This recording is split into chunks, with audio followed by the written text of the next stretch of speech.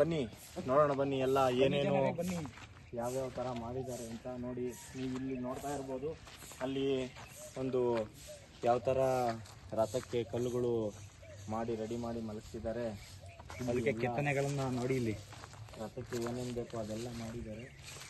ಹತ್ರಕ್ಕೆ ಏನು ಸ್ವಾಮೀಜಿಗಳು ಯಾವ ಥರ ಹೇಳಿದ್ರು, ಈ ಊರಲ್ಲಿ 2025ಕ್ಕೆ ಪ್ರಥಮ ಬಾರಿಗೆ ಎಲ್ಲ ಬೇವಿನ ಮರದಿಂದ ಮಾಡಿದ ಒಂದು ರಥನ ಸಿದ್ಧ ಮಾಡಿ ಅದರಲ್ಲಿ ಈ ಊರಿನ ಜಾತ್ರೆ ಮಾಡಬೇಕು ಅಂತ ಏನು ಹೇಳಿದ್ದಾರೆ, ಅದ್ರ ಪ್ರಕಾರ ಈ ಊರಿನ ಜನ ಇವತ್ತಿಗೂ ನಡ್ಕೊತಾ ಇದ್ದಾರೆ. ಇಲ್ಲಿ ಯಾವುದೇ ಮತ, ಧರ್ಮ, ಜಾತಿ ಭೇದ ಭಾವ ಇಲ್ದಲೆ ಎಲ್ಲರೂ ಸೇರಿ ಮಾಡೋ ಜಾತ್ರೆ ಇದು.